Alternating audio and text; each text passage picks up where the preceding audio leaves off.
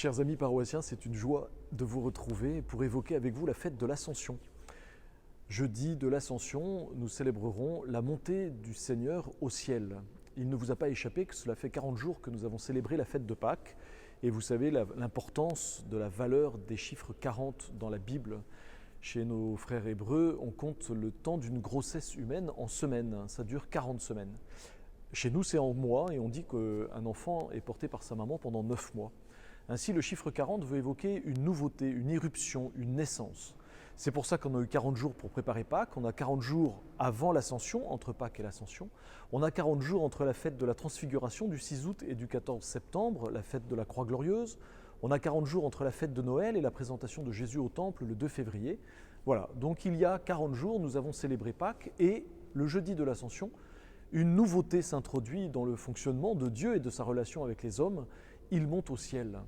Cela signifie que le Christ, avec son corps, dès lors qu'il est passé par la terre, le sein de la Vierge Marie, qu'il a assumé notre humanité en portant notre chair, désormais monte au ciel, au cœur de la Trinité, avec le corps humain.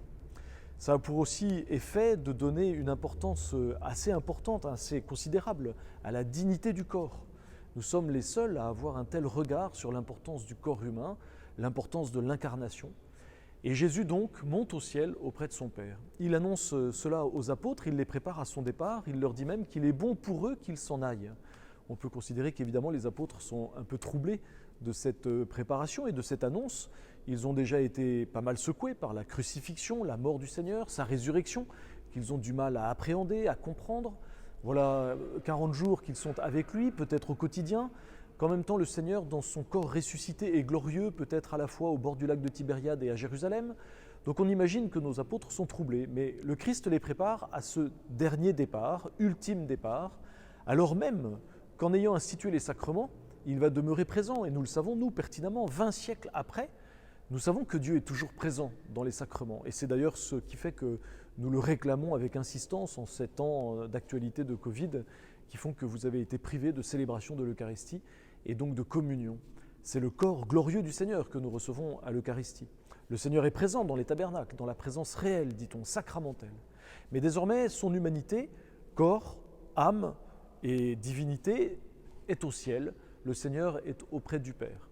D'auprès du Seigneur, d'auprès du Père, il dit qu'il nous enverra le défenseur, l'Esprit Saint.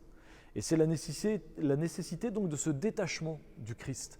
Il est nécessaire qu'il quitte la terre, qu'il se coupe des apôtres pour que de petit à petit, nos apôtres deviennent évangélisateurs, qu'ils aient ce courage d'aller annoncer par le monde entier la bonne nouvelle du salut. Pour cela, il faudra qu'ils reçoivent l'Esprit Saint, le Paraclet, et c'est dans 10 jours, au jour de la Pentecôte, lorsque nous célébrerons le don de la loi, le don de la vie, qui est la fête de la Pentecôte juive, les apôtres au Cénacle recevront la force de l'Esprit, le défenseur, l'Esprit de vérité, l'Esprit de liberté, qui les transformera en apôtres et qui font qu'ils évangéliseront le monde. Voilà donc l'importance de cette fête de l'Ascension, le détachement du Seigneur. Il quitte la terre avec son corps, il introduit ce corps humain que nous avons au cœur de la Trinité, c'est toute notre dignité, et il nous annonce le don de l'Esprit Saint que nous attendons avec impatience pour annoncer la bonne nouvelle au monde entier. Alors bonne fête de l'Ascension à tous.